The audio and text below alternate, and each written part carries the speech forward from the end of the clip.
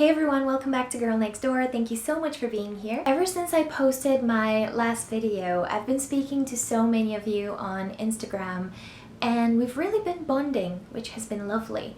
However, I'm noticing a very familiar pattern, which is that a lot of you have either fully given up on dating or are on their way. And I don't blame you. My track record with dating is not great. I am so good at sabotaging myself in relationships, in dating the wrong people, or pushing the right people away. I've had my low moments too of giving up all hope. So after repeating the same mistake over and over again, I finally learned a few very good reasons as to why I shouldn't give up on dating, and neither should you.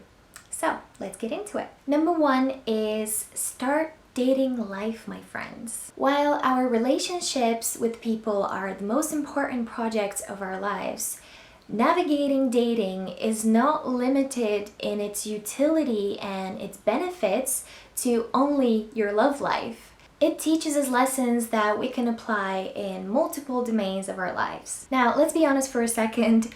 The dating landscape nowadays is looking quite depressing, and also the dating process in itself is freaking exhausting. Whether you're out every single night dating multiple people and you're sifting and sorting through them just to find one that you actually enjoy spending time with, or maybe you're home alone every night and you're swiping left and right on 100 different dating apps in hopes that at least one Tinder bio is not gonna make you want to smack your head in the wall. It doesn't matter. The point is that it's become something that we have to do. It feels like a circumstance that has been placed upon us, and it weighs so much because the pressure is immense. So what happens is that we become so desperate to be in a relationship and to find the perfect person that we become narrow-minded. We lose sight of the big picture, and the worst thing is that we miss out on the fun and the adventure that are rooted in the possibility of actually finding someone special. So, like I said, start dating life, my friend. Go out there and find yourself, meet people, get to know cultures, learn about relationship dynamics through observing if you want. Laugh, dance, climb mountains, whatever it is that you want to do, just experience things and enrich your life. By doing all of these things, you might actually find someone special. But even if doing all that doesn't result in finding the one, then look at your life. Look at the flavor that you've added, the bright colors and the memories you've created.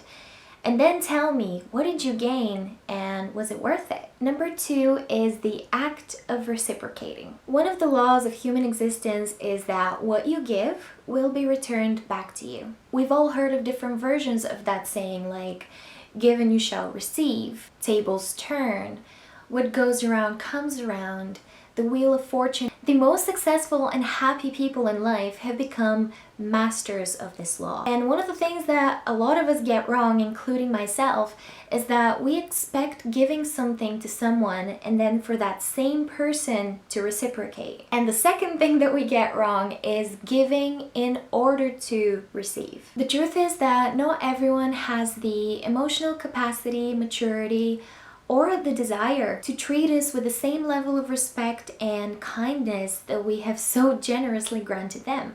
And that's okay, because it all finds a way to come back to us one way or another. It might not be coming from the person that you're hoping it will come from, but I promise you it will come. So don't stop giving just because someone you love isn't reciprocating what you're giving them.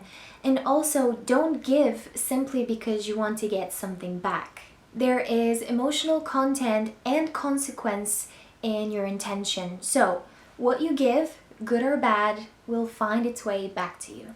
Number three is letting go. Now, I don't want to put you in a miserable state by asking you to remember a moment where you held on to something that was long gone as if your life depended on it.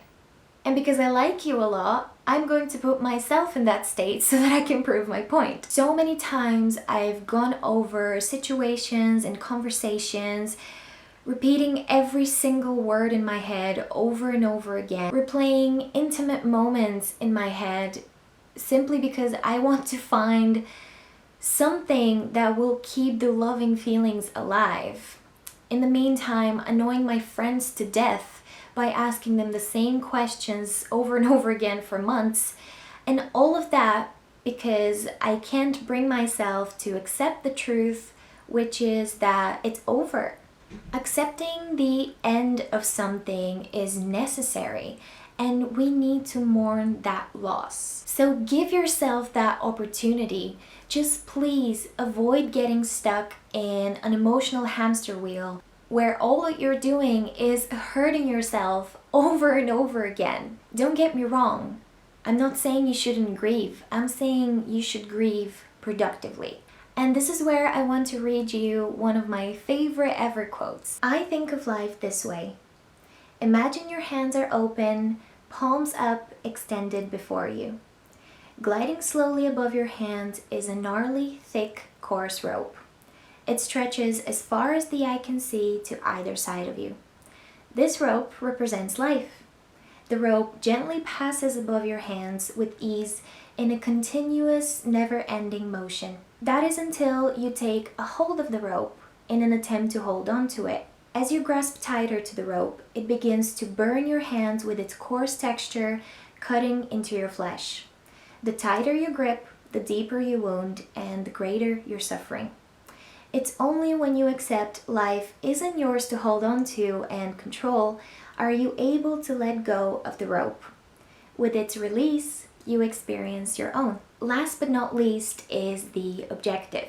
I know some of you on here have children, so I'm asking you for a second to remember or think about the moment, the magical moment of your little one making his or her first steps. So after they fell onto their bum for the first or the 100th time, did you say to them, "You might as well just give up"? I thought so. Then why are you doing it to yourself? One of the worst things that we all do is that we give whole chunks of ourselves to the wrong people for years, and we get consistently disappointed, heartbroken, dumped, and so on. And at some point, we find ourselves so drained from energy and a desire to give that we stop trying altogether. But I want you to think about something for a moment. What if you met someone amazing tomorrow? What if they're everything you've wanted in a potential partner? And what if they treat you unlike you've never been treated before? And now tell me, what would happen if you treated them as if everything you've gone through is their fault? Now, don't get me wrong, we all need a break sometimes. I'm going through one right now. We need a break so that we can adapt to change, so that we can rebuild ourselves from the ground up after a traumatic experience, and so that we can shift perspective, because life isn't static, it's constantly evolving, and we should be doing the same.